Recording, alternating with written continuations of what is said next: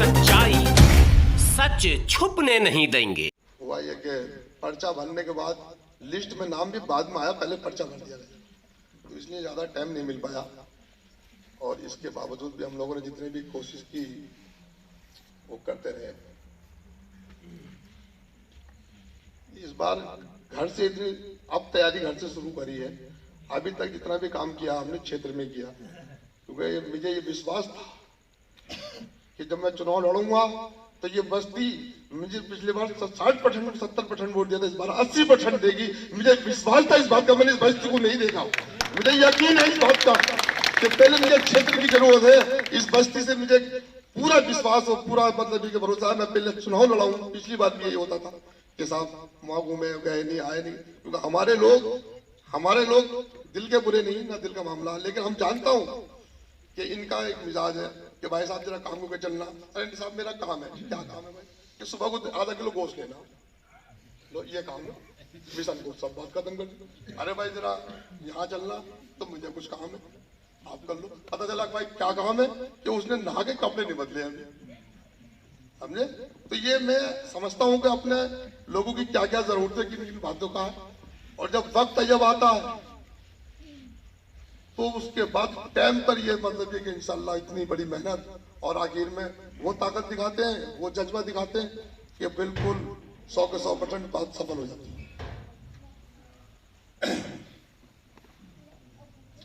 ये अभी लोग आ ही रहे हैं।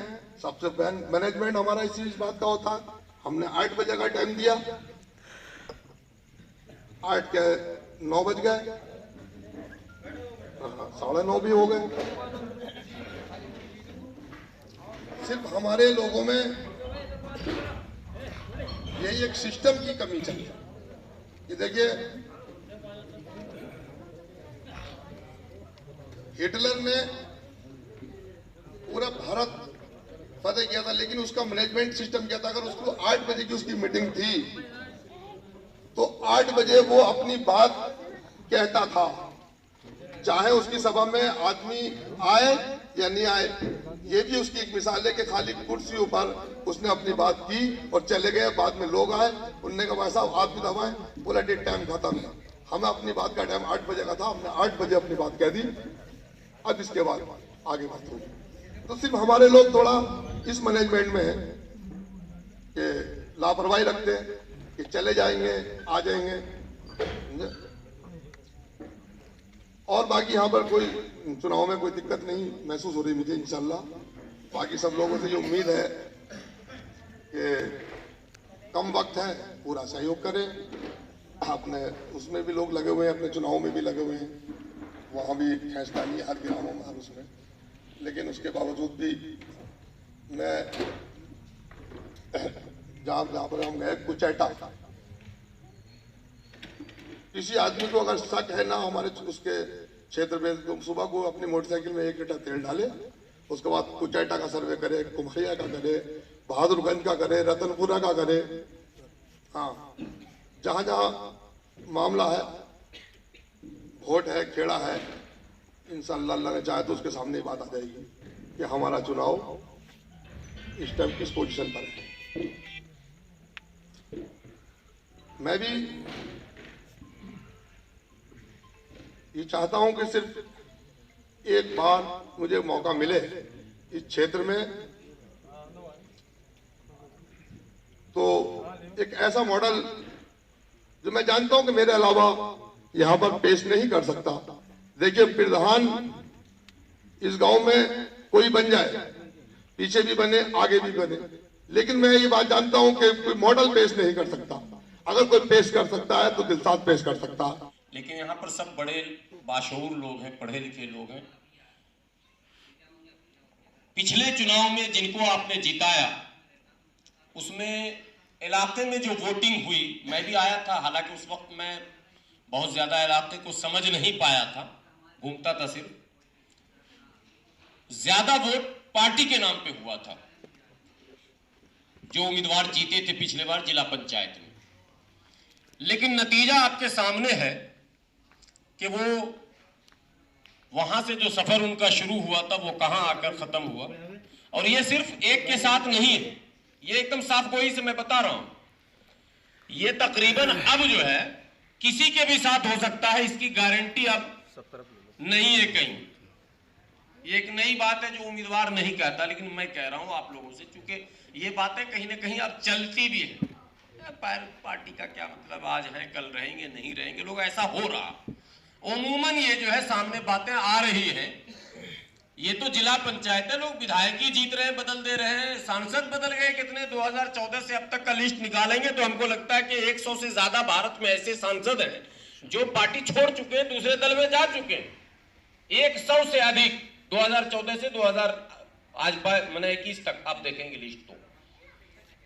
तो इसलिए मैं समझता हूं कि इस चुनाव को पार्टी के नजरिए से भी नहीं तौलना चाहिए, बल्कि जिम्मेदार आदमी, बाशऊर आदमी और समाज से प्यार और मोहब्बत करने वाले आदमी की जिम्मेदारी है कि वो चाहे प्रधान पद के लिए चुने, चाहे बीडीसी के लिए चुने, क्योंकि बीडीसी वाला ही प्रमुख बनेगा जाकर, और चाहे जिला पंचायत के लिए चुने, वो ये देखे कि जिस पद के लिए हम चुन रहे हैं ये व्यक्ति उस पद के योग्य है या नहीं, और अगर योग्य है, और और अयोग्य कैसे हम समझेंगे, उसके लिए एक मोटी मोटी बात है। अब जिला पंचायत में लोग जाएंगे, जो भी जीतेंगे, तो जो जिला पंचायत की पूरी टीम होगी, उसका जो चेयरमैन होगा, जिला पंचायत के चेयरमैन के बारे में आप लोगों को पता होगा, अगर लीगली आप जाने तो जो जिला का डीएम होता है वो उसका पीए होता है। ये संवैधानिक बात बता रहा हूं। जिला पंचायत का चेयरमैन कोई छोटा मोटा मामला नहीं है, बहुत बड़ा मामला। डीएम जिसका पीए हो तो बहुत बड़ी बात है, चूंकि डीएम तो जिला का मालिक कहा जाता। भारतीय लोकतांत्रिक व्यवस्था में पीएम, सीएम, डीएम यही पूरे ऊपर से नीचे तक के सिस्टम पर हावी होते हैं। लेकिन जिला पंचायत का जो चेयरमैन होता है, उसका अगर संवैधानिक शब्दकोश में निकाल कर आप देखें और किसी पॉलिटिकल एक्सपर्ट से आप अगर पूछेंगे तो आपको बताएंगे कि वो पीए उसका जो होता है वो दरअसल डीएम ही होता है। ये अलग बात है कि ऐसा हो नहीं पाता, डीएम की अच्छी हुजूरी भी करनी पड़ती है, डीएम भी अपने आप को कुछ समझता है।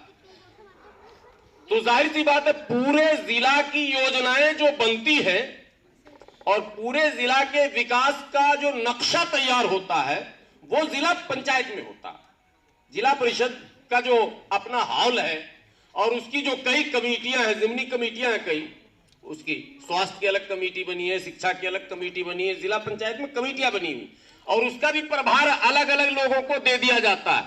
एक तो चेयरमैन बन गए, उसके बाद भी मुख्तलिफ लोगों को अलग अलग कमेटियों की जिम्मेदारी दी जाती है। किसी को शिक्षा प्रमुख बना दिया गया, किसी को स्वास्थ्य प्रमुख बना दिया गया, किसी को और भी मुख्तलिफ शोबे में जो है जिम्मेदारी दी जाती है। मतलब पूरे जिला के विकास की योजना वही बननी।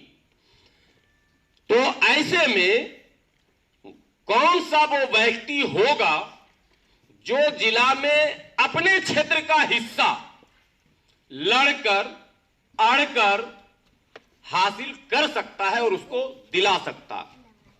ये एक